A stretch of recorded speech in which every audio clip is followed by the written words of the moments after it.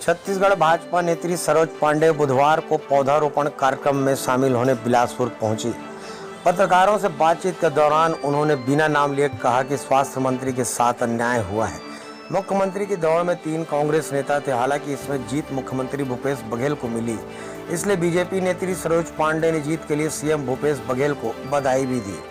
BJP नेत्री ने बताया कि भाजपा हमेशा न्याय के खिलाफ रही है। टीएस सिंहदेव का हमारी संवेदना है, पार्टी की उनके प्रति पूरी सहानुभूति है।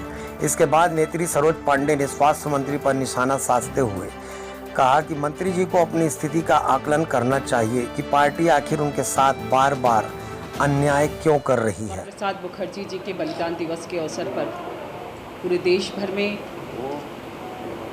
ये बलिदान दिवस भारतीय जनता पार्टी मना रही है और आज उसी तारतम्य में मेरा बिलासपुर आना हुआ है।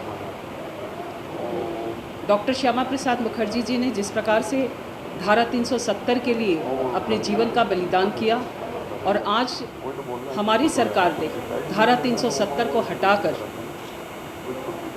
जिस प्रकार से राष्ट्रवाद को मजबूत करने की दिशा में कदम बढ़ाया है, हमारे देश के प्रधानमंत्री नरेंद्र मोदी जी ने धारा 370 को हटाने के बाद कश्मीर के जो हालात हैं उस पर मुझे लगता है कि पूरे देश का ध्यान आकर्षित होना चाहिए। धारा 370 हटने के बाद जम्मू कश्मीर के हालात बदले हैं, वहाँ रोजगार के अवसर लोगों को उपलब्ध होने शुरू हुए हैं। जम्मू कश्मीर भारत का अविभाज्य अंग है, ये लोगों को महसूस होने लगा है। कई वर्षों के बाद वहाँ पर नीचे पंचायत के चुनाव हुए हैं। पंचायत के चुनाव पर अब जो जनप्रतिनिधि चुनाव जीत कर आए हैं उन्हें सीधे राशि मिल रही है। मैं ये कहना चाहती हूँ कि जम्मू कश्मीर पहले से बहुत बदला है, लोगों को रोजगार के अवसर मिले, लेकिन जब तक जम्मू कश्मीर पर धारा 370 लागू था, जम्मू कश्मीर भारत का विभाज्य अंग होते हुए भी हम वहाँ पर उन चीज़ों को नहीं कर पाते थे और लोग बद से बदतर हालत की ओर लगातार जीवन जीने के लिए मजबूर थे। जो घटनाक्रम इतिहास में घटा है, मुझे लगता है कि उसके लिए जो वहाँ की तत्कालीन सरकारें थी उन्हें माफ़ नहीं किया जाना चाहिए। उस समय पूरे देश में ऐसा 2019 में हालात बन रहे थे, लोगों को ऐसा डराया गया कि धारा 370 हटी और देश में एक तूफान आ जाएगा, एक बवंडर आ जाएगा। लेकिन धारा 370 हटने के बाद इस देश में और विशेष तौर पर जम्मू कश्मीर में ऐसी कोई घटनाक्रम नहीं हुए।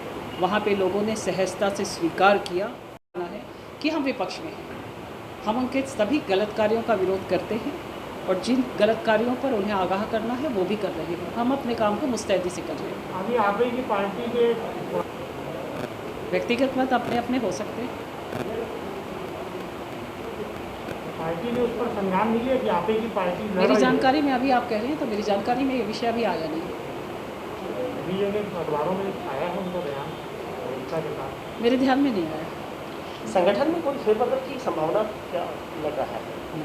ऐसी कोई भारतीय जनता पार्टी का संगठन बहुत मजबूत है, बहुत मजबूती के साथ हम अपने कामों को कर रहे हैं। उसी तारतम्य में मेरा आना यहाँ पर हुआ है।